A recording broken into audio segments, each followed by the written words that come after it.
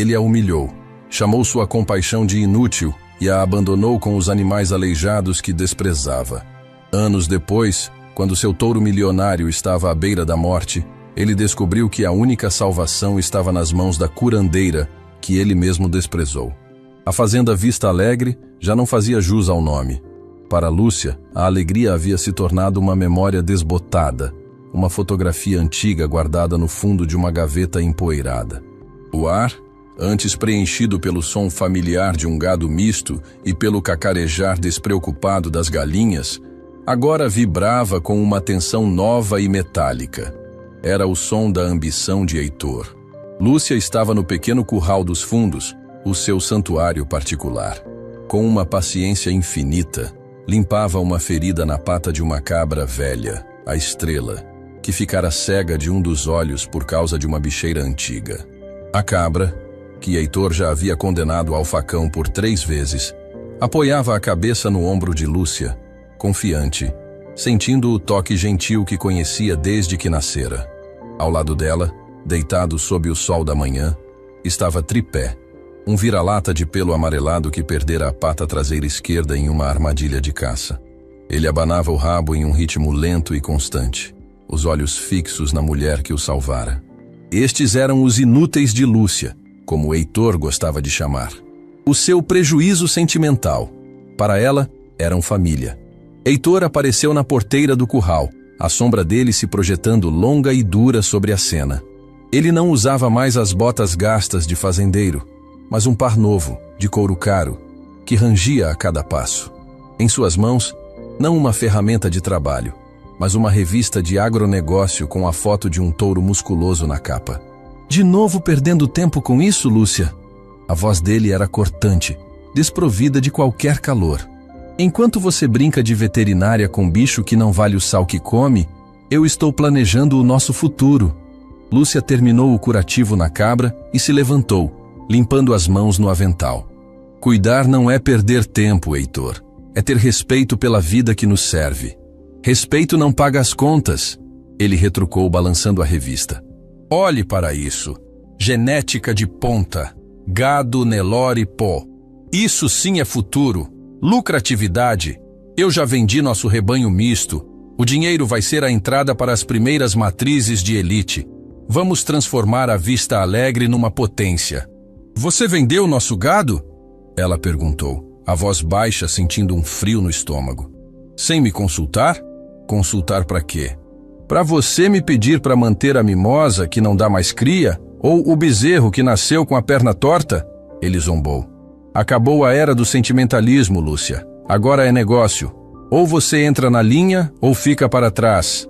A ameaça pairou no ar, pesada e real. Nas semanas seguintes, a fazenda se transformou. Onde antes havia pastos diversificados, agora tratores rasgavam a terra para plantar um tipo único de capim, mais nutritivo para o gado de elite. A velha casa de farinha foi demolida para dar lugar a um galpão de inseminação artificial. Heitor passava os dias no telefone falando de protocolos de IATF, índices de fertilidade, valor de mercado. Ele era um estranho em sua própria terra, um homem possuído por uma febre de progresso que não deixava espaço para a alma. Lúcia sentia-se cada vez mais como seus animais, uma peça antiga e sem valor em um mundo novo e eficiente. O ponto de ruptura chegou numa terça-feira cinzenta. Heitor a convocou para a varanda da casa. Ele estava com uma prancheta na mão, o rosto fechado em uma máscara de determinação fria. Tomei uma decisão final, Lúcia. Para otimizar o espaço e os recursos, todos os animais não produtivos serão realocados. Realocados? O que isso quer dizer, Heitor? Quer dizer que amanhã o caminhão do frigorífico vem buscar as galinhas velhas, os porcos que não engordam e... Ele fez uma pausa olhando para o curral dos fundos. E a cabra cega. A Estrela? Não, ela nasceu aqui, Heitor. Ela não faz mal a ninguém. Ela come capim que poderia alimentar uma bezerra de elite. Ela ocupa espaço. E o Tripé, continuou ele, implacável, vai para o canil da cidade. Não posso ter um cachorro aleijado correndo entre touros de 100 mil reais. Foi a gota d'água. A compaixão de Lúcia, que ele tanto desprezava, se transformou em uma fúria silenciosa. Você não vai fazer isso. Eles são minha responsabilidade. Eles ficam. Heitor a encarou, os olhos se estreitando. Ele viu nela não uma esposa, mas o último obstáculo para seu império, e decidiu removê-lo. Você tem razão. Eles são sua responsabilidade, disse ele, a voz subitamente calma, o que era ainda mais assustador. Então fique com eles, todos eles. A crueldade do que se seguiu foi metódica e rápida. Heitor não apenas a expulsou de casa, ele a exilou em sua própria terra. Agarrou-a pelo braço, a força de sua mão um insulto à delicadeza com que ela tratava seus animais, e a arrastou para a parte mais remota e esquecida da fazenda. Era um pequeno pedaço de chão nos fundos, na divisa com uma área pantanosa, um lugar rochoso onde o capim mal crescia. Ali havia apenas um barracão velho, com paredes de madeira apodrecida e teto de zinco enferrujado, onde seu pai costumava guardar ferramentas quebradas e tralhas. Sua nova casa, anunciou ele, empurrando-a para dentro do barracão fétido. Em seguida, com uma brutalidade assustadora, ele foi buscar os animais. Laçou a estrela pelo pescoço e a arrastou, a cabra cega tropeçando e balindo de medo. Pegou as 5 galinhas mais velhas, as que já não botavam ovos, e as atirou dentro do cercado improvisado ao redor do barracão. Por último chamou o tripé. O cachorro, sem entender, veio mancando e abanando o rabo, e Heitor o chutou para dentro do terreno. Fique com sua dona. Lúcia, em estado de choque, via a cena como um pesadelo. Ela estava sendo descartada junto com os seres que ele considerava lixo. Ele parou na porteira improvisada, o rosto contorcido por um misto de raiva e triunfo. Olhou para ela, depois para os animais assustados ao seu redor. E então proferiu a sentença, as palavras que ficariam gravadas a fogo em sua memória. Fique com seus aleijados. Vocês se merecem. Vamos ver quem a sua compaixão vai alimentar quando a fome chegar. Ele se virou, entrou em sua caminhonete reluzente e partiu. O som do motor potente esmagando o choro silencioso de Lúcia. Ele não a estava apenas abandonando. Estava criando para ela uma prisão, um zoológico de fracassos, uma ilha de rejeitados, onde, segundo sua lógica, ela e sua compaixão inútil iriam apodrecer e morrer. A poeira assentou, e o silêncio que caiu sobre o pequeno cercado era pesado, preenchido apenas pelo balido assustado da estrela, pelo cacarejar confuso das galinhas e pelo ganido baixo e triste do tripé, que se arrastava em direção a ela, procurando consolo. Lúcia olhou para eles, seus companheiros de exílio. A vulnerabilidade deles era um espelho da sua, e pela primeira vez em sua vida, ela se sentiu completamente e irremediavelmente sozinha. A primeira noite no barracão foi a mais longa da vida de Lúcia. O sol se pôs, e o frio da serra desceu úmido e cortante, infiltrando-se pelas inúmeras frestas da madeira podre. O cheiro de mofo e de ratos era sufocante. Ela não tinha um cobertor, não tinha uma lamparina, não tinha nada além da roupa do corpo e da dor que lhe rasgava o peito. Ela se encolheu em um canto, abraçando os próprios joelhos, enquanto os sons da noite a envolviam. O coachar dos sapos no pântano próximo, o pio de uma coruja, o farfalhar de algum animal no mato. Cada som era uma ameaça em potencial. Ela, que sempre se sentira em casa no campo, agora tinha medo dele. Os animais se aninharam perto dela, buscando calor e segurança. Tripé deitou a cabeça em seu colo, tremendo de frio e medo. Estrela, a cabra cega, ficava de pé, inquieta, batendo o casco no chão de terra a cada som estranho. As galinhas se amontoaram em um canto, imóveis como pedras. Aquele pequeno grupo de seres quebrados era tudo que lhe restava. A fome começou a doer, uma pontada oca no estômago. Ela não comia desde o almoço do dia anterior, e a comida que Heitor lhe negara agora parecia um banquete de rei. E os animais? Eles também estavam com fome. As galinhas não tinham milho para ciscar. A cabra não tinha capim fresco para pastar. A responsabilidade por aquelas vidas pesava sobre ela como uma montanha. As palavras de Heitor ecoavam em sua mente, cruéis e repetitivas. Fique com seus aleijados. Vocês se merecem. Inútil. Fracassada. Será que ele estava certo? Sua vida inteira fora dedicada a cuidar, a nutrir, a consertar. E o que ela ganhou com isso? O desprezo, o abandono, um exílio em sua própria terra. A compaixão, que ela sempre vira como uma virtude, agora lhe parecia uma doença, uma fraqueza que a levara à ruína. Lágrimas de autocomiseração e desespero começaram a rolar por seu rosto. Ela pensou em fugir. Poderia simplesmente abrir a porteira improvisada e ir embora, caminhar até a vila, pedir ajuda a alguém. Mas e os animais? Deixá-los para trás seria uma traição. Seria se tornar igual a Heitor. Seria matar a única parte de si mesma que ele ainda não havia conseguido destruir. Mas ficar parecia uma sentença de morte lenta. A noite se arrastou. Cada hora uma eternidade de frio e medo. Foi no momento mais escuro, mais frio, pouco antes da primeira luz da aurora, que o ponto de virada aconteceu. Não foi uma epifania grandiosa, mas um pequeno som. Estrela, a cabra, começou a balir. Não era um balido de medo, mas um som agudo, de dor. Lúcia se levantou, o corpo todo doendo, e se aproximou do animal no escuro. Tocou o flanco da cabra e o sentiu duro e inchado. Cólica. Provavelmente por ter comido alguma planta inadequada em sua busca desesperada por alimento. A cabra se deitou, tremendo, o balido se tornando um gemido fraco. Lúcia viu a morte nos olhos cegos do animal. E naquele instante, algo mudou dentro dela. A autocomiseração se evaporou, substituída por um instinto antigo e poderoso. O instinto de cuidar. Não, sussurrou ela para a cabra. Você não vai morrer. Ele não vai ter esse gosto. A memória de sua avó, uma velha raizeira que conhecia cada segredo do mato, veio à sua mente com uma clareza impressionante. Para dor de barriga de bicho ou de gente, não há nada melhor que chá de boldo ou de carqueja, dizia a velha. Mas onde encontrar aquelas plantas no escuro naquela terra estranha? Lúcia não se deixou abater. Usando o tato e o olfato, começou a examinar os arbustos que cresciam na divisa com o pântano. Suas mãos se arranhavam nos espinhos, mas ela não parava. E então, ela sentiu a textura aveludada e o cheiro amargo e inconfundível das folhas de boldo. Com as mãos trêmulas, ela colheu um punhado de folhas. Mas como faria o chá? Não tinha fogo, não tinha panela. Olhou ao redor, desesperada.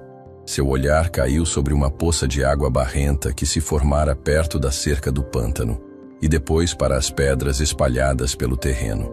Outra lembrança da avó veio como um relâmpago. O fogo primitivo. Com uma energia que não sabia possuir, ela pegou 2 pedras de sílex e começou a batê-las uma na outra, perto de um tufo de capim seco que arrancara. Faísca após faísca se perdia na umidade da madrugada. Seus dedos doíam, a frustração crescia. Mas ela persistiu, movida pela imagem da cabra moribunda. E então, uma faísca mais forte pegou no capim, que soltou uma fumaça tímida e depois uma pequena chama. Com um cuidado infinito, ela alimentou o fogo com gravetos, até ter uma pequena fogueira crepitando. Amassou as folhas de boldo com uma pedra, colocou-as em um pedaço de lata enferrujada que encontrou no barracão, adicionou a água barrenta da poça e colocou a lata sobre o fogo. Enquanto o chá improvisado fervia, ela voltou para a cabra e começou a massagear sua barriga, com movimentos firmes e circulares, como sua avó lhe ensinara. Quando o líquido amargo esfriou um pouco, ela o colocou na palma da mão e o ofereceu ao animal, que, para sua surpresa, começou a lamber avidamente. Ela passou o resto da madrugada ali, ao lado da cabra, alimentando o fogo e oferecendo o chá. Quando os primeiros raios de sol tocaram o horizonte, tingindo o céu de um rosa suave, Estrela se levantou, cambaleante, mas de pé, e soltou um longo e sonoro arroto, seguido por um balido que já não era de dor, mas de alívio. Lúcia caiu sentada no chão, exausta, suja, mas com um sorriso no rosto. Ela olhou para a pequena fogueira, para a cabra que agora mastigava umas folhas, para o tripé que dormia a seus pés. Ela não era uma fracassada. Era uma curandeira. Era uma sobrevivente. A compaixão que Heitor chamara de inútil acabara de salvar uma vida. Com o sol já mais alto, Ela se sentiu impelida a agir. Precisava de água limpa e de comida. Lembrou-se de sua avó falando sobre plantas que cresciam perto de fontes de água, como a tábua e o aguapé, que ajudavam a filtrar as impurezas.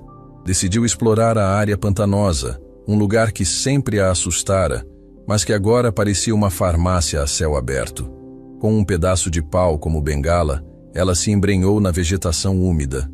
O cheiro de terra molhada e folhas em decomposição era forte. Foi então que ouviu o som de um facão cortando a mata, não muito longe.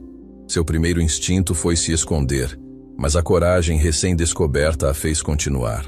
Afastando um ramo de samambaias, ela viu um homem idoso, um caboclo de pele escura e chapéu de couro, limpando uma pequena trilha. Ele parou ao vê-la e a encarou com olhos pequenos e astutos. "Bom dia, moça. Está perdida ou procurando alguma coisa?" perguntou ele a voz rouca. "Estou procurando ervas, tábua, para limpar a água de uma poça", respondeu Lúcia, a voz ainda fraca. O homem a examinou da cabeça aos pés, notando suas roupas sujas, seu rosto cansado. Seu olhar pousou no barracão ao longe. "A senhora é a mulher do seu Heitor?" Ouvi dizer que ele estava modernizando as coisas. Havia um tom de ironia na palavra modernizando. "Ele me modernizou para fora de casa", disse Lúcia, com uma sinceridade amarga. "Me deixou naquele barracão com os bichos que ele não queria mais." O velho, que se apresentou como seu Benedito, não demonstrou surpresa. Apenas assentiu, como se já conhecesse a natureza dos homens como o Heitor. Ele apontou com o facão. "Tábua tem para lá, perto do olho d'água. Minha avó também usava para limpar água de poça." Ele a encarou por um momento. Homem que despreza bicho e planta, no fundo, despreza a própria vida. Ele se virou como se fosse continuar seu caminho, mas parou. "Olha, moça, não tenho muito, mas a terra me dá mais batata doce do que minhas netas comem. E este facão aqui já está velho para as minhas mãos, mas ainda tem um bom corte." Ele estendeu para ela um facão pequeno e gasto, mas afiado, e um saco com algumas batatas doces. "Se precisa, é seu. A gente que é da terra tem que se ajudar." Lúcia pegou os presentes, o peso do facão em uma mão e das batatas na outra. Era a primeira ajuda que recebia. Não era piedade, era um reconhecimento, um gesto de um igual. Era uma ferramenta e era alimento. Era tudo o que ela precisava para começar a lutar. "Obrigada, seu Benedito", disse ela, a voz embargada. "Muito obrigada." Ele apenas acenou com a cabeça e desapareceu na mata. Lúcia voltou para seu pequeno reduto de rejeitados. Olhou para o fogo que ainda fumegava, para os animais que agora a seguiam, para as batatas em sua mão e para o facão. Não eram mais símbolos de abandono. Eram os alicerces de seu santuário. A batalha seria longa e dura, mas pela primeira vez ela tinha armas para lutar. O facão na mão de Lúcia parecia pesado, não apenas pelo metal, mas pelo significado. Era a primeira ferramenta de sua nova vida. Um presente que não viera da prosperidade de Heitor, mas da solidariedade de um estranho. As batatas doces, por sua vez, eram mais do que alimento. Eram a promessa de que a terra, mesmo a mais esquecida, ainda podia gerar vida. Com um novo fogo ardendo em seu peito, um fogo que não era de raiva, mas de propósito, Lúcia começou a traçar seu plano de sobrevivência. A primeira prioridade era a água. A poça, na divisa com o pântano, era sua única fonte, mas a água era turva, cheia de folhas e com um cheiro forte de lodo. Beber aquilo seria um risco para ela e para os animais. Usando o facão que seu Benedito lhe dera, ela passou a manhã inteira abrindo uma trilha mais limpa, até uma nascente que ele havia indicado, um olho d'água, que brotava tímido entre as raízes de uma grande gameleira. A água ali era mais fresca, mais clara. Lembrou-se novamente de sua avó. "Água parada cria doença, minha filha. Água que corre carrega a vida." Inspirada, Lúcia usou o facão para cortar longos e grossos bambus que cresciam na beirada do pântano. Com uma paciência de artesã, ela abriu os gomos de cada bambu, transformando-os em calhas rústicas. Passou o resto do dia montando um sistema engenhoso, apoiando as calhas em forquilhas de madeira, criando um pequeno aqueduto que trazia a água corrente da nascente até uma depressão no chão perto do barracão, que ela forrou com pedras para criar um reservatório limpo. Ao final do dia, estava exausta, coberta de lama e arranhões, mas pela primeira vez tinha água limpa e corrente. Os animais, desconfiados no início, logo se aproximaram para beber, e o som da água fluindo era uma música para os ouvidos de Lúcia. Era a primeira melodia de seu santuário. A segunda prioridade era o alimento. As batatas doces de seu Benedito eram um tesouro, mas finito. Lúcia sabia que precisava plantar. Olhou para o terreno rochoso e para o capim seco e sentiu um calafrio de desânimo. Mas então olhou para suas mãos. Eram as mesmas mãos que Heitor chamara de inúteis, mas eram mãos que sabiam sentir a terra. Com o facão e um pedaço de madeira que afiou na ponta para usar como enxada, ela começou a tarefa hercúlea de limpar um pequeno canteiro. Cada pedra que removia era um obstáculo vencido. Cada tufo de capim que arrancava era uma parte do passado sendo limpa. Era um trabalho lento, doloroso. Suas costas doíam, a barriga roncava, mas ela não parava. Tripé, o cão, deitava-se por perto, observando-a com uma devoção silenciosa, levantando a cabeça a cada som estranho, seu protetor de 3 patas. Depois de 2 dias de trabalho árduo, ela tinha um pequeno retângulo de terra limpa e fofa. Dividiu as batatas doces que ganhara. Comeu uma, assada na brasa da fogueira que agora mantinha acesa, e plantou as outras. Enterrou cada pedaço de batata na terra como se estivesse plantando um pedaço de seu próprio coração, de sua própria esperança. Regou a terra com a água limpa de seu novo reservatório e sentou-se, exausta, para observar seu primeiro jardim. Era pequeno, quase patético, mas era um começo. Era seu. A terceira prioridade era o abrigo. O barracão era uma peneira, oferecendo pouca proteção contra o vento e o sereno frio da noite. Lúcia se tornou uma arquiteta da necessidade.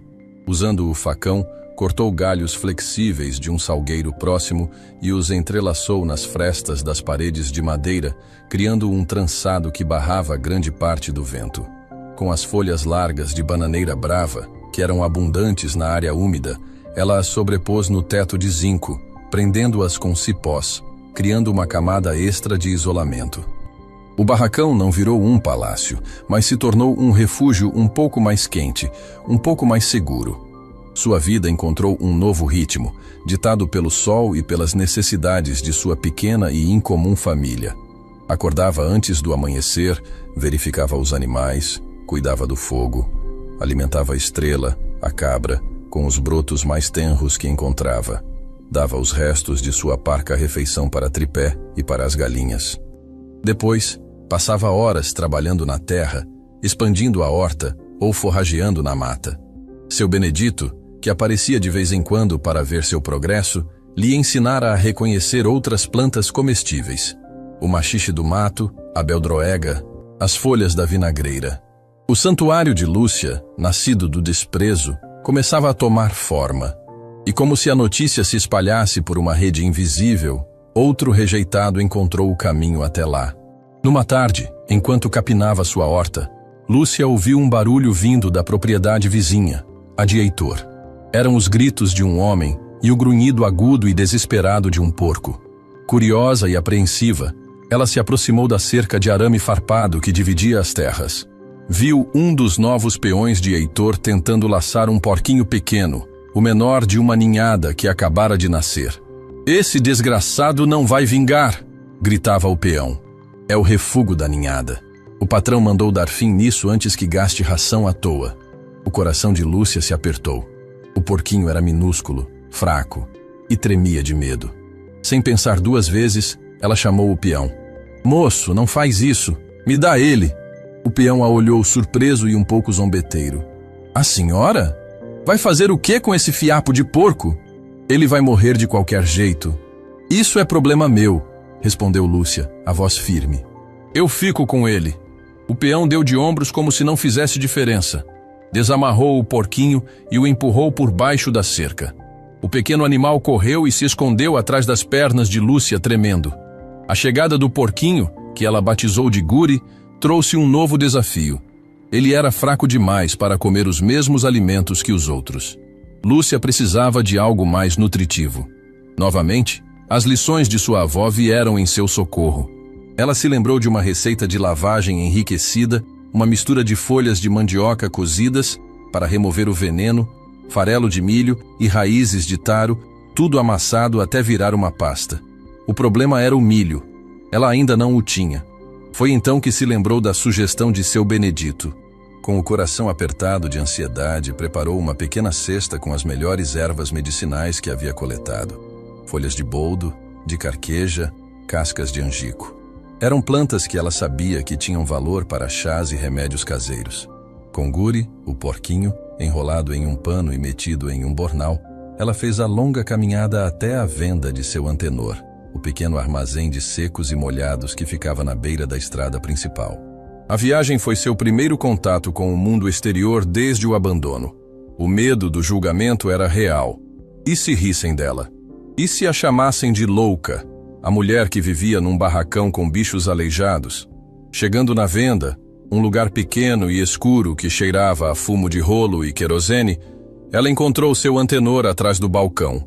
Um homem de bigode grosso e pouca conversa.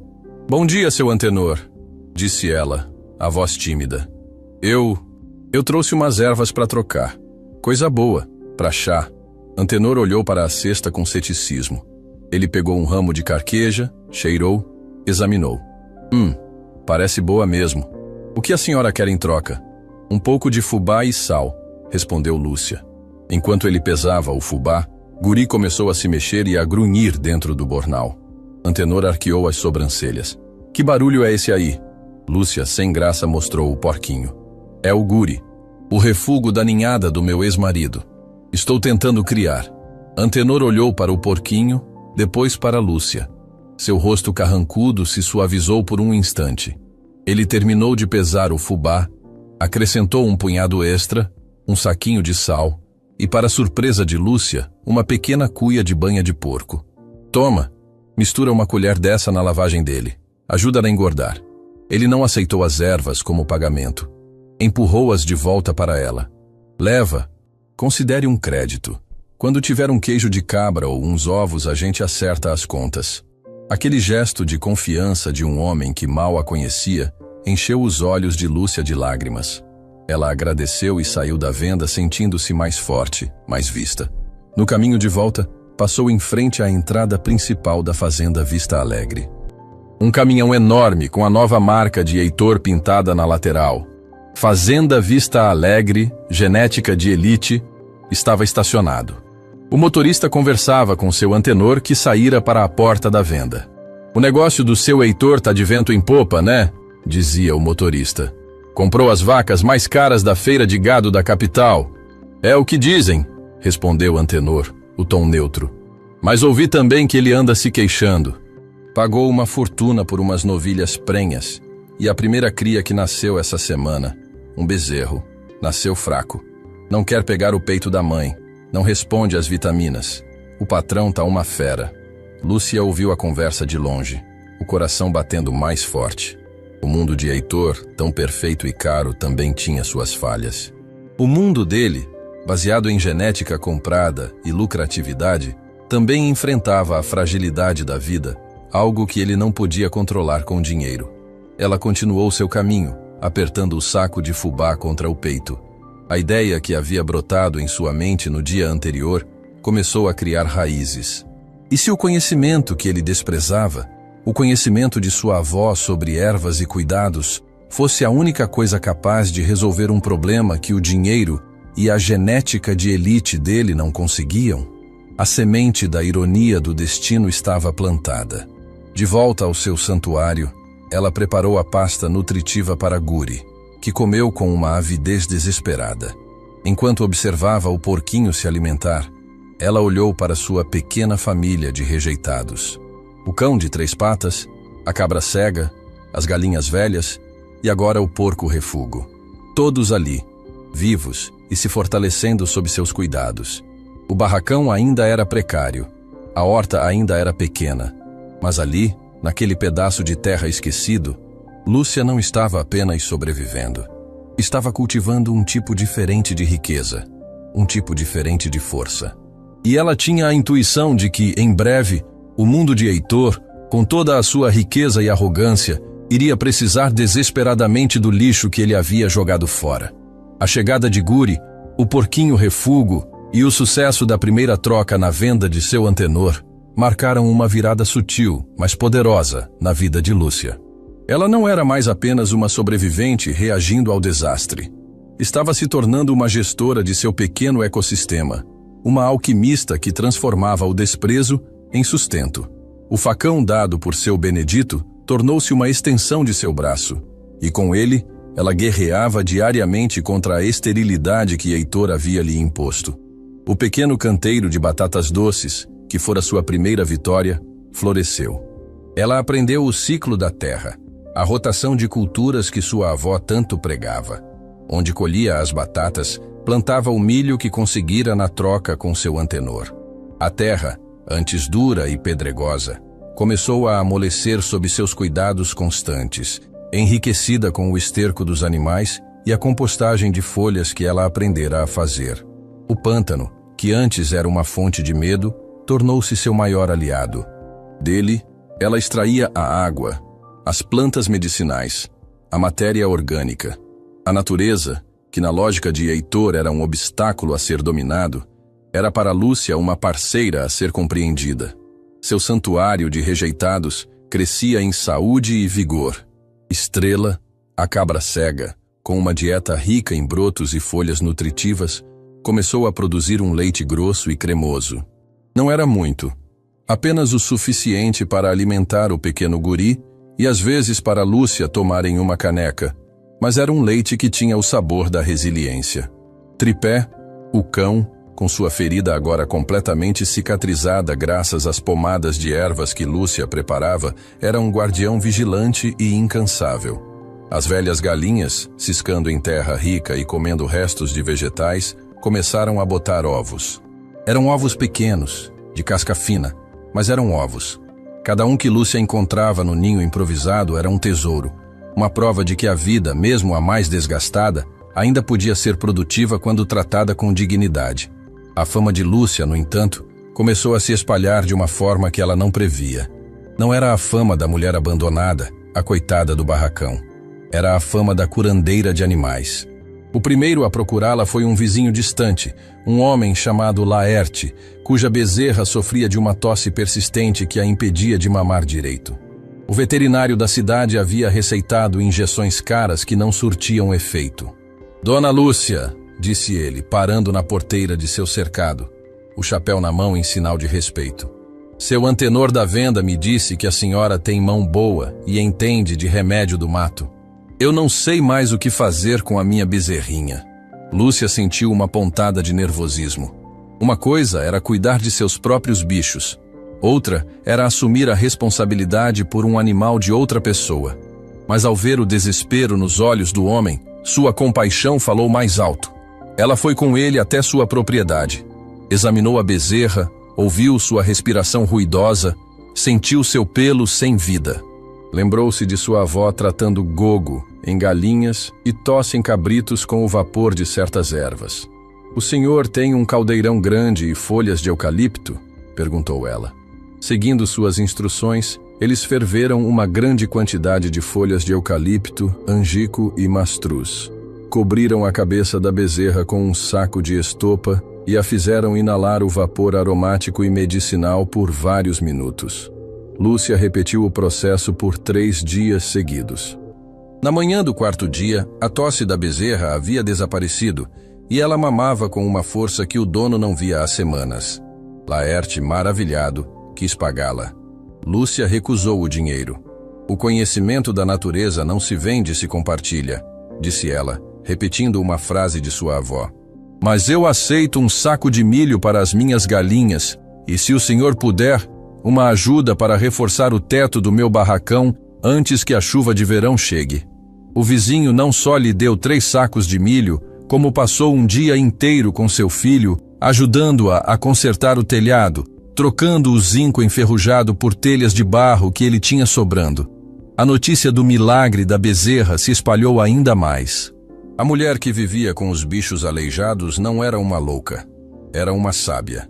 Enquanto o mundo de Lúcia florescia em silêncio, construído sobre a base da cooperação e do respeito à natureza, o império de Heitor começava a mostrar suas primeiras rachaduras. Seu Benedito era o portador das notícias, que chegavam a Lúcia como ecos de um mundo distante. "O homem anda de cara amarrada", contou Benedito numa tarde, enquanto dividiam uma batata doce assada. "Comprou as vacas mais caras do leilão, umas holandesas cheias de pedigree, mas o bicho não se acostuma com o nosso sol. A produção de leite está abaixo do que ele esperava. E o bezerro da matriz premiada, aquele que ele pagou o preço de um carro, continua fraco. Uma tristeza." A descrição de Benedito pintava um quadro claro. Heitor, em sua busca cega pela genética de elite e pela lucratividade máxima, havia ignorado o princípio mais básico da vida no campo: a adaptação. Ele trouxera animais de clima frio para o calor inclemente do sertão, esperando que a tecnologia e o dinheiro pudessem dobrar a natureza à sua vontade. Mas a natureza não se dobrava. O veterinário da cidade, um homem acostumado a lidar com a robustez do gado local, estava perplexo com a fragilidade dos animais de Heitor. As injeções de vitaminas, os antibióticos importados, a ração balanceada e caríssima, nada parecia fortalecer o bezerro premiado, que definhava a cada dia. "Seu Heitor, com todo o respeito, eu não sei mais o que fazer", disse o veterinário exasperado. "A ciência que eu estudei não está funcionando. O problema parece ser uma fraqueza de base, uma falta de rusticidade. Às vezes, nesses casos, uma simpatia de gente antiga, um chá de alguma raiz, faz mais efeito do que toda a minha farmacopeia." Heitor quase explodiu ao ouvir a sugestão. "Simpatia? Chá de raiz? O senhor está me dizendo para dar mato a um animal que me custou 50 mil reais? Eu não sou um ignorante como essa gente da roça." O orgulho dele era uma muralha que o impedia de ver a solução, mesmo quando ela lhe era sugerida. Ele via o conhecimento tradicional como atraso, como superstição. A sabedoria de gerações, para ele, não tinha valor de mercado e, portanto, era inútil. Mas a situação do bezerro piorou. O animal já não conseguia ficar de pé, e sua respiração era fraca. Era o símbolo do fracasso de Heitor. Um investimento de 50 mil reais prestes a virar prejuízo total diante de seus olhos. O desespero começou a corroer a muralha de seu orgulho. Foi um de seus próprios peões, o mesmo que Lúcia salvara o porquinho, quem ousou plantar a semente da insensatez na mente do patrão. "Patrão, com todo o respeito", começou o rapaz hesitante, "a sua ex-mulher, a dona Lúcia. O povo anda dizendo que ela é uma curandeira. Curou a bezerra do seu Laerte só com o vapor de umas folhas." Heitor fuzilou o peão com o olhar. A simples menção do nome de Lúcia era um insulto. A ideia de pedir ajuda a ela, a mulher que ele descartara, a personificação do atraso que ele queria eliminar, era impensável, humilhante. "Cale a boca e volte ao trabalho", gritou ele. Mas a semente estava plantada. Naquela noite, incapaz de dormir, Heitor foi até o galpão onde o bezerro agonizava. Olhou para o animal frágil, um amontoado de ossos coberto por um pelo caro, e viu o reflexo de seu próprio sonho moribundo. A raiva deu lugar ao pânico. Ele estava prestes a perder tudo. Engolindo o orgulho como se fosse um veneno amargo, ele tomou uma decisão. Não iria ele mesmo. Sua arrogância não permitiria tal humilhação, mas enviaria um mensageiro. Na manhã seguinte, Lúcia estava em sua horta, colhendo os primeiros quiabos, quando viu o peão de Heitor se aproximando de sua porteira. Ele parou a uma distância respeitosa, o chapéu na mão, o olhar baixo. "Dona Lúcia, bom dia", disse ele, a voz embaraçada. "O patrão, ele me mandou aqui." Lúcia continuou seu trabalho, sem se virar. "E o que o seu patrão quer comigo? É sobre o bezerro dele, o diamante. O bicho está morrendo." O veterinário desistiu. E o patrão? Bem, ele ouviu falar que a senhora entende dessas coisas. Ele quer saber o que a senhora faria. O que a senhora daria para um bicho fraco que não quer viver? Lúcia parou, virou-se lentamente e encarou o peão. O pedido era a ironia em sua forma mais pura. O homem que a abandonara com os inúteis agora pedia seu conhecimento para salvar seu animal perfeito. Era a sua chance de dizer não. A sua chance de saborear a vingança, de deixar que o império dele ruísse sob o peso de sua própria arrogância. Ela olhou ao redor. Viu tripé cochilando ao sol. Viu estrela mastigando capim. Viu Guri fuçando a terra. Viu sua família de rejeitados, todos saudáveis, todos vivos graças aos seus cuidados. Sua compaixão não era uma fraqueza, era a sua maior força, e ela não podia negá-la, nem mesmo para seu pior inimigo. Negar ajuda a um animal sofredor seria trair a si mesma. Espere aqui, disse ela ao peão. Entrou na mata ao lado de seu terreno e voltou minutos depois com um maço de ervas frescas e um pedaço de raiz. Havia ali folhas de jurubeba, raiz de fedegoso e brotos de umbu. Diga ao seu patrão para fazer um chá forte com tudo isso, instruiu ela, com a voz calma e autoritária de quem sabe o que faz. Deixe amornar e dê ao bezerro com uma garrafa 3 vezes ao dia e diga a ele para parar com as injeções e os remédios da cidade. Eles estão matando o bicho por dentro. O que ele precisa é da força da terra, não do veneno do laboratório. Ela entregou as ervas ao peão. Pode ir. E o pagamento, dona Lúcia? O patrão mandou perguntar. Não há pagamento, cortou ela. Diga a ele que eu não deixo um animal morrer, não importa quem seja o dono. O peão partiu, deixando Lúcia com um sentimento complexo de poder e paz. A vingança dela não seria a morte do bezerro, mas a prova viva de que o conhecimento que ele desprezara era superior ao poder do seu dinheiro. Heitor, em seu desespero, seguiu as instruções à risca. Com as próprias mãos, preparou o chá amargo e o deu ao bezerro. No primeiro dia, nada mudou. No segundo, o animal pareceu um pouco mais alerta. Na manhã do terceiro dia, quando Heitor chegou ao estábulo, encontrou o bezerro de pé, cambaleante, tentando mamar na mãe. O alívio que sentiu foi rapidamente substituído por uma fúria humilhante.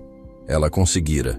A curandeira, com seu mato inútil, havia triunfado onde sua ciência cara e seus veterinários haviam falhado. A dívida era impagável, não em dinheiro, mas em orgulho. Ele não podia simplesmente agradecer. Não podia admitir sua derrota, mas também não podia ignorar o fato de que ela salvara seu investimento mais valioso. Precisava pagá-la à sua maneira, um gesto que reafirmasse seu poder, mesmo na derrota. Na semana seguinte, ele enviou o peão novamente. Desta vez, o rapaz trazia um cabresto na mão. Amarrada a ele, uma bezerrinha magra e fraca, nascida de outra de suas vacas de elite. Dona Lúcia, disse o peão sem graça, o patrão manda agradecer e manda este pagamento. É outra cria que nasceu fraca. Ele disse que, já que a senhora gosta de criar bicho refúgio, essa aí tem a sua cara. Era um insulto disfarçado de pagamento. Um gesto para dizer, obrigado, mas você continua sendo a guardiã do meu lixo. Lúcia olhou para a bezerrinha, os olhos grandes e tristes, os ossos visíveis sob o pelo ralo. Um sorriso lento e sábio se formou em seus lábios. Ela pegou o cabresto da mão do peão. Diga ao seu patrão que eu aceito o pagamento. Ela levou a bezerrinha para seu cercado. Estrela, a cabra, se aproximou e cheirou a nova companheira. Lúcia foi até a cabra e começou a ordenhá-la. Com o leite nutritivo e forte de sua inútil cabra cega, ela encheu uma mamadeira e a ofereceu à bezerrinha fraca. O animal começou a sugar com avidez. Lúcia olhou para sua nova cria, o fruto de sua sabedoria e da humilhação de Heitor. Ela a batizou de Vitória. Olhou ao redor para seu santuário em crescimento e entendeu a profundidade da ironia. Heitor, em sua tentativa de se livrar de mais um problema, acabara de lhe dar a base para o seu próprio rebanho. Ele lhe dera o futuro. A guerra ainda não havia terminado, mas as mesas, definitiva e irrevogavelmente, haviam começado a virar. A bezerrinha Vitória não era apenas mais um animal para Lúcia. Era um símbolo. Era a personificação da arrogância de Heitor, um insulto que ele lhe atirara, mas que ela, com sua paciência e sabedoria, transformaria em triunfo. Cuidar de Vitória tornou-se sua missão mais focada. Enquanto os bezerros de elite de Heitor eram criados em baias assépticas, alimentados com fórmulas importadas e uma bateria de medicamentos, Vitória era criada sob o sol, na terra, com o que a natureza oferecia de melhor. O pilar de sua recuperação foi o leite de Estrela, a cabra cega. O leite de cabra, como a avó de Lúcia sempre dizia, era parente do leite materno, mais forte e mais digestivo que o de vaca para um animal debilitado. Lúcia completava a dieta de Vitória com seus tônicos de ervas, chás de raízes que fortaleciam o sangue e abriam o apetite. A bezerrinha, que chegara como um feixe de ossos trêmulos, começou a ganhar peso e vida. Seu pelo ralo deu lugar a uma pelagem brilhante e forte. Suas pernas finas se tornaram robustas. Ela não crescia com a velocidade explosiva do gado de confinamento de Heitor, mas com uma solidez, uma rusticidade, que era a marca da verdadeira força. Enquanto Vitória florescia, o resto do santuário também prosperava. A horta, agora um tapete verde e viçoso, produzia um excedente que Lúcia mal dava conta de colher. As galinhas, bem alimentadas e ciscando livremente, presenteavam-na com ovos de gema quase vermelha. Estrela, mesmo com sua cegueira, parecia feliz, e seu leite era a fonte de vida para os mais novos. E Guri, o porquinho, tornara-se um animal gordo e rosado, fuçando alegremente em busca de raízes. O ecossistema que Lúcia criara era um ciclo perfeito de interajuda. O esterco dos animais adubava a terra. A terra produzia o alimento para ela e para os animais. E o conhecimento de Lúcia era a força que regia tudo, transformando mato em remédio e refúgio em riqueza. Foi nesse cenário de pequena abundância que a proposta de seu antenor, o dono da venda, veio para mudar o patamar de sua vida.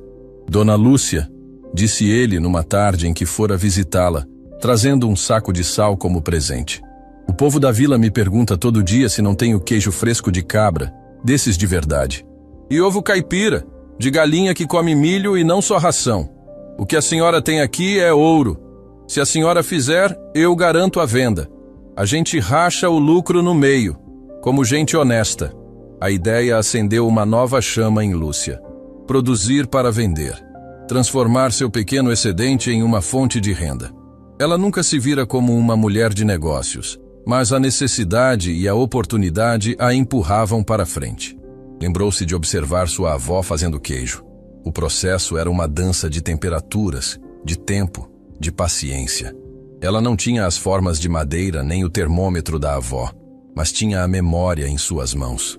Usando o leite que sobrava de Estrela, começou seus experimentos. O primeiro queijo desandou. O segundo ficou borrachudo, mas ela não desistiu. Ajustou a quantidade do coalho que extraía de uma planta. Controlou o fogo com mais precisão e usou cestinhas trançadas de palha como moldes. No terceiro dia, ela conseguiu. Um queijo pequeno, branco, com uma textura macia e um sabor suave e levemente ácido. Para dar um toque especial, ela o temperou com uma mistura de orégano selvagem e pimenta do reino que colhia na mata. Era o queijo do santuário. Levou suas primeiras criações, junto com uma dúzia de ovos, para a venda de seu antenor. Ele provou o queijo, os olhos se fechando em apreciação. Menina do céu, que coisa boa! Isso vai vender que nem água no deserto. E ele estava certo. Em 2 dias, tudo havia sido vendido. Pessoas da vila e até de fazendas vizinhas começaram a procurar pela iguaria da curandeira. O queijo de Lúcia e seus ovos caipiras se tornaram sua marca registrada, um selo de autenticidade em um mundo que se tornava cada vez mais artificial. O dinheiro começou a entrar, pouco, mas constante. Um dinheiro limpo, fruto de seu trabalho e da saúde de seus animais. Enquanto Lúcia construía seu sucesso tijolo por tijolo, o império de Heitor, erguido sobre a areia movediça da arrogância, continuava a afundar. As notícias trazidas por um seu Benedito, que parecia sentir um prazer discreto em relatar os fracassos do vizinho, eram cada vez piores. A boiada dele não está se adaptando, Lúcia, contou o velho. É um gado bonito de se ver na exposição, mas não aguenta o nosso carrapato, a nossa mosca, o nosso sol. Ele gasta uma fortuna com remédios e venenos, mas o rebanho vive doente, triste. A fertilidade das vacas está baixa e os bezerros que nascem são fracos. O sonho de genética de elite dele está virando um pesadelo de custos. Heitor, cego de orgulho, redobrava a aposta no erro. Acreditava que o problema poderia ser resolvido com mais tecnologia, mais dinheiro. Contratou um zootecnista da capital, comprou um software de gerenciamento de rebanho, instalou câmeras nas baias. Transformou sua fazenda em uma UTI de luxo, mas seus animais continuavam frágeis. Ele se tornara um homem amargo e isolado. Afastara-se dos vizinhos, a quem considerava atrasados, e agora se via sozinho com seus problemas. Culpava os empregados pela má aplicação dos remédios, culpava o clima pela falta de adaptação do gado, culpava o mundo inteiro por seu fracasso iminente. Mas nunca, jamais, admitia que sua visão estava errada. A crise final veio com a chuva de verão. Uma chuva forte, torrencial, que transformou os pastos de capim especial de Heitor em um lamaçal. Com o solo compactado pelas máquinas e a falta de vegetação nativa para segurar a água, a fazenda inundou. A umidade trouxe uma onda de doenças. Uma pneumonia agressiva começou a se espalhar entre os bezerros mais novos. Heitor entrou em pânico. O veterinário aplicava antibióticos cada vez mais fortes, mas os animais, já com o sistema imunológico debilitado, não respondiam. Um bezerro morreu, depois outro, e mais outro. Eram perdas de dezenas de milhares de reais a cada animal que sucumbia. Seu império de elite estava sendo dizimado por uma doença comum, uma doença que o gado pé duro da região tirava de letra. Com o dinheiro das vendas, Lúcia, por outro lado, investia em seu santuário. Comprou um pequeno fogão a lenha de ferro para instalar no barracão, o que facilitava a feitura dos queijos e o cozimento de sua comida. Construiu um galinheiro decente com a ajuda do filho de seu Laerte, garantindo que suas galinhas ficassem seguras e confortáveis. O barracão, antes uma ruína, agora era um lar simples, mas aquecido e cheio de vida. O sucesso de seus produtos na venda de seu antenor lhe permitiu um passo ainda maior. Ela usou suas economias para comprar mais uma cabra de um vizinho, uma cabra jovem e boa de leite. Com 2 cabras, sua produção de queijo poderia dobrar. O santuário dos rejeitados não era mais apenas um refúgio. Estava se tornando uma pequena e próspera unidade de produção de alimentos de verdade. A notícia da desgraça na fazenda de Heitor chegou aos ouvidos de Lúcia. Ela sentiu uma pontada de tristeza, não por ele, mas pelos animais que sofriam. Mas sabia que não havia nada que pudesse fazer. Ele jamais aceitaria sua ajuda novamente. Mas o desespero é um professor implacável. Após perder quase 1/3 de seus bezerros, Heitor estava no limite. O veterinário, sem opções, jogou a toalha. Seu Heitor, a medicina que eu conheço não tem mais o que oferecer. Esses animais não têm defesa natural. Precisariam de um milagre. Foi então que o veterinário, um homem que, apesar de sua formação científica, crescera ouvindo as histórias do campo, mencionou uma teoria antiga, quase uma superstição. Os antigos diziam que, em casos de peste embezerrada, o colostro de uma vaca mais velha, uma vaca crioula, que já passou por muita coisa, às vezes tem uma força, uns anticorpos que a ciência não explica. Dizem que pode levantar até bezerro quase morto, mas é crendice, claro. E o senhor não tem nenhum animal assim tão rústico? Heitor não tinha. Todos os seus animais eram puros, de laboratório, frágeis como cristal. Mas a palavra rústico acendeu uma luz em sua mente. Ele se lembrou da bezerrinha que atirara aos pés de Lúcia, a bezerrinha que ele descartara como lixo. Movido por um último fio de esperança, ele foi até a divisa de suas terras. Escondeu-se atrás de uma moita e observou o santuário de Lúcia. O que viu o chocou. O barracão estava ajeitado, a horta era um tapete verde e, pastando tranquilamente, estava Vitória. Mas ela não era mais a bezerrinha magra e fraca. Era uma novilha forte, de pelo brilhante, o retrato da saúde. Ela era a personificação da rusticidade e da resiliência que seu rebanho não tinha. A ironia era tão esmagadora que ele sentiu o gosto amargo do fel na boca. A cura para seu rebanho de elite, a salvação para seu investimento milionário, talvez estivesse no leite da vaca que ele considerara lixo. O orgulho e o desespero travaram uma batalha sangrenta em sua alma, e o desespero venceu. Ele sabia que não podia enviar um peão. Sabia que não podia pedir como um favor. Desta vez, a humilhação teria que ser completa. Ele teria que ir pessoalmente. Teria que implorar. Na manhã seguinte, Lúcia estava tratando de seus animais quando viu a figura de Heitor se aproximando de sua porteira. Ele andava devagar, os ombros curvados, as botas caras agora cobertas pela mesma poeira que um dia ele desprezara. Ele não parecia um fazendeiro poderoso, mas um pedinte. Ele parou em frente à porteira fechada, incapaz de dar o último passo. Lúcia o encarou, o coração calmo, sem raiva, sem medo. Apenas uma observadora silenciosa do ciclo da vida. Tripé rosnou baixo ao seu lado. Estrela ergueu a cabeça, o olho bom fixo no homem. Vitória continuou a pastar, indiferente. Lúcia, começou Heitor, a voz rouca, quebrada. Eu preciso da sua ajuda. Lúcia permaneceu em silêncio, esperando. Meus bezerros. Eles estão morrendo, continuou ele, as palavras saindo com dificuldade. O veterinário disse, os antigos diziam, sobre o colostro de uma vaca forte. Ele não conseguiu terminar a frase.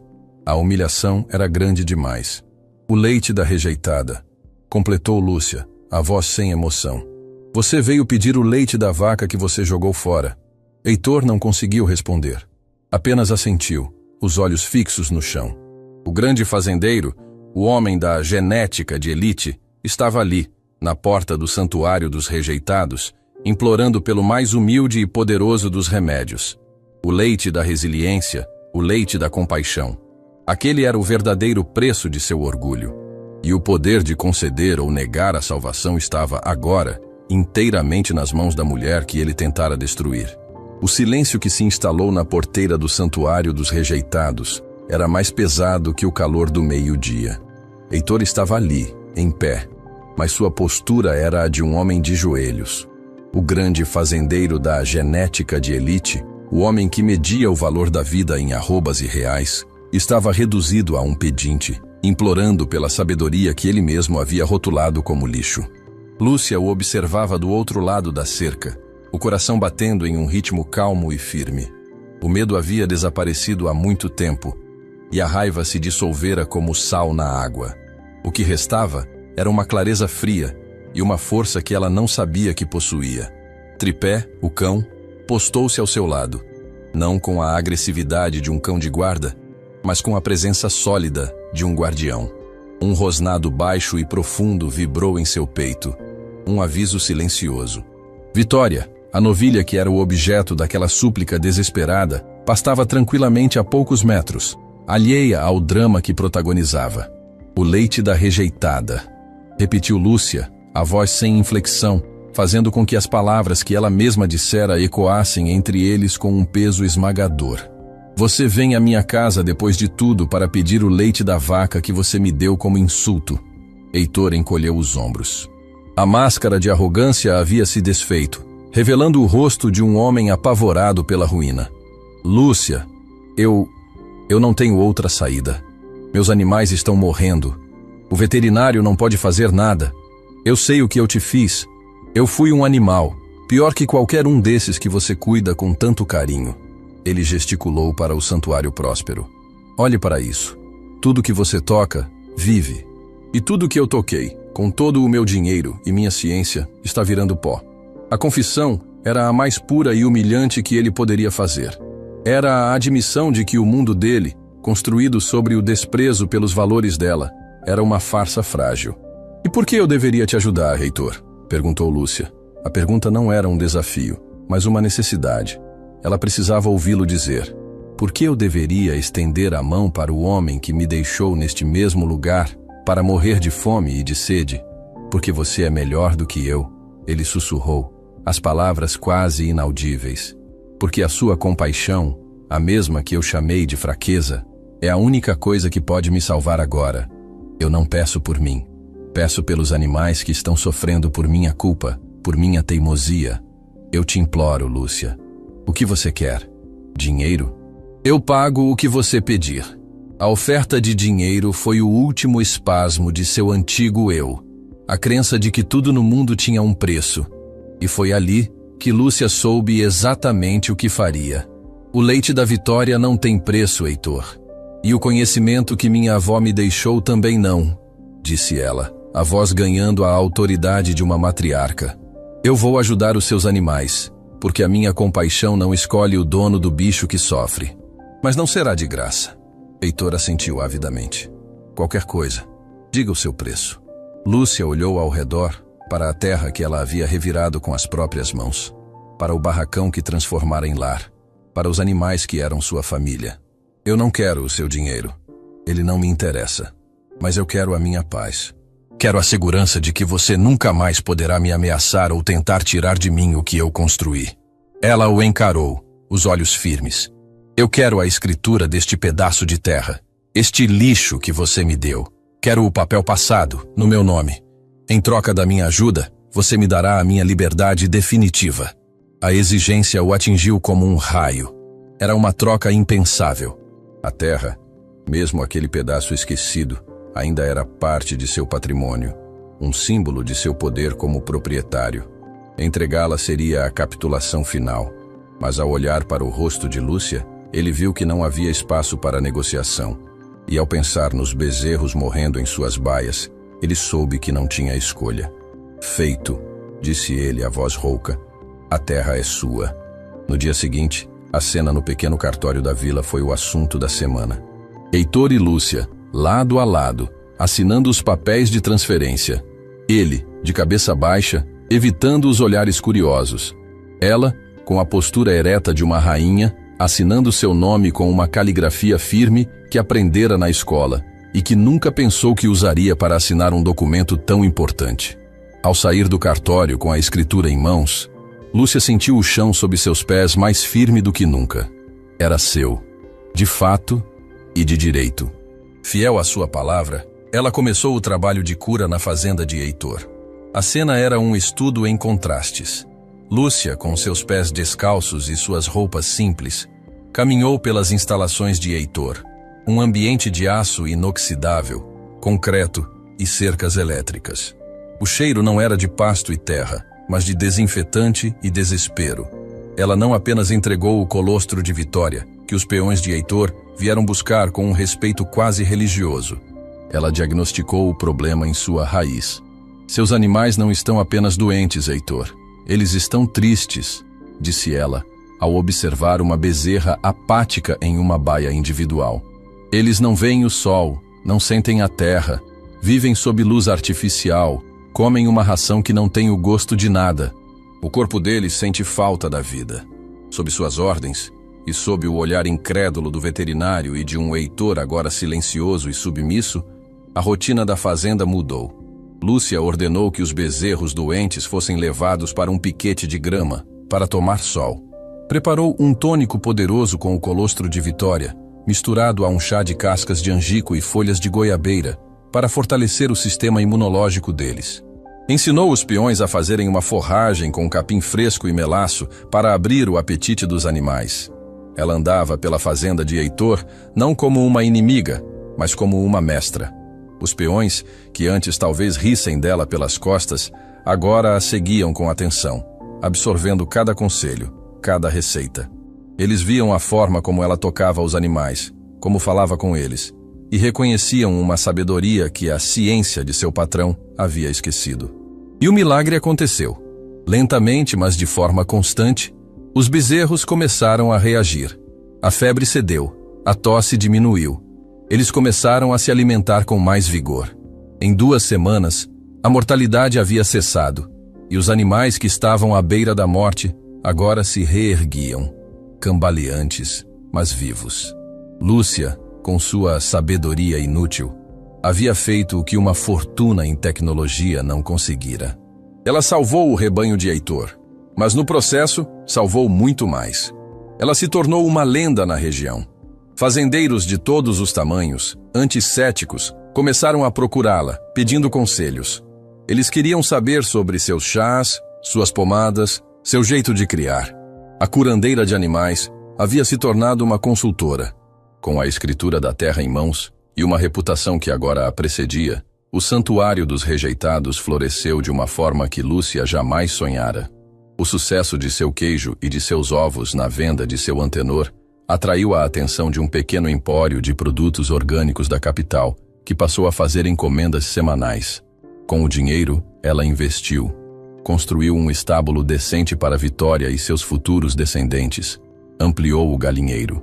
Comprou mais 2 cabras e, com a ajuda de seu Benedito, montou uma pequena queijaria nos fundos do barracão, com prateleiras de madeira e um ambiente fresco para a cura dos queijos. Contratou o filho de seu Laerte, o dono da primeira bezerra que ela curou, para ajudá-la no dia a dia. Ela não era mais a exilada, era uma patroa, uma empregadora. O nome de sua pequena empresa era uma homenagem à sua jornada. Sítio Santuário, produtos com alma. Sua marca era a autenticidade, o cuidado, a prova de que a produção de alimentos podia ser um ato de amor. E Heitor, a salvação de seu rebanho não o salvou de si mesmo. O negócio sobreviveu, mas sua alma de empresário estava morta. O orgulho, que fora seu motor, agora era seu veneno. Ele não conseguia mais dar ordens com a mesma autoridade. Seus peões o respeitavam, mas a admiração deles agora se voltava para Lúcia. Ele se viu obrigado a adotar muitos dos métodos atrasados dela para manter seu rebanho saudável. Uma humilhação diária e silenciosa. O sonho do império de lucro fácil se desfez, dando lugar a uma operação custosa e sem brilho, assombrada pelo fantasma do sucesso de sua ex-esposa. Endividado e desmoralizado, ele começou a vender suas matrizes de elite, uma por uma, para cobrir os prejuízos, desmantelando o próprio sonho que o levara a destruir sua família. Passaram-se alguns anos. O Sítio Santuário era agora um modelo de agricultura sustentável e compassiva na região.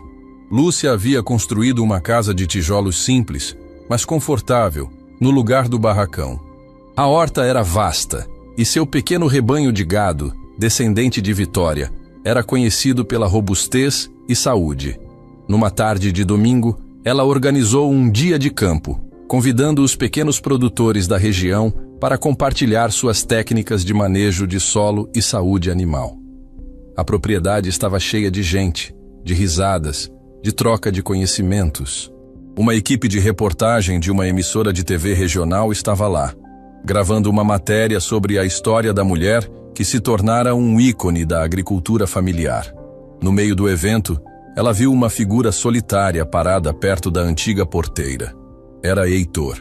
Ele não estava ali para confrontar ou para pedir. Havia algo de diferente em seu olhar, uma resignação, talvez até paz. Ele guiava pelo cabresto um bezerro jovem e forte, de pelagem brilhante. Ele se aproximou dela, enquanto as câmeras curiosas se viravam em sua direção. Lúcia, disse ele a voz baixa, este é o primeiro filho macho da Vitória. O bezerro mais forte que já nasceu na minha fazenda. Ele estendeu o cabresto para ela. Eu queria que ele ficasse aqui, no lugar dele, onde a mãe dele nasceu e onde a força dele começou. Era o seu ato final de rendição. A admissão de que o verdadeiro valor, a verdadeira genética de elite, não estava no preço, mas na resiliência, na história, na vida que Lúcia cultivara. Ele estava devolvendo o fruto do rejeitado ao seu legítimo santuário. Lúcia aceitou o cabresto. Olhou para o homem à sua frente, uma figura esvaziada pela própria ambição, e não sentiu nada além de uma compaixão distante. Ele era apenas mais uma alma perdida que, de uma forma torta, a ajudara a encontrar seu caminho. Ele será bem-vindo, disse ela simplesmente. Ela se virou, conduzindo o novo membro de seu rebanho, e voltou para seus convidados, para sua festa, para sua vida. As câmeras a seguiram, capturando a imagem da mulher que era a dona de seu destino. O sol se punha sobre o sítio santuário, dourando os pastos, iluminando as faces das pessoas que aprendiam com ela. Em algum lugar, um galo cantou. Tripé, agora um senhor idoso, cochilava na varanda. E Lúcia, a rainha de seu santuário de rejeitados, sorriu. A justiça não era sobre a queda de seu inimigo, mas sobre a beleza e a prosperidade que ela construíra em seu próprio nome, a partir do exato lugar onde ele a havia deixado para morrer.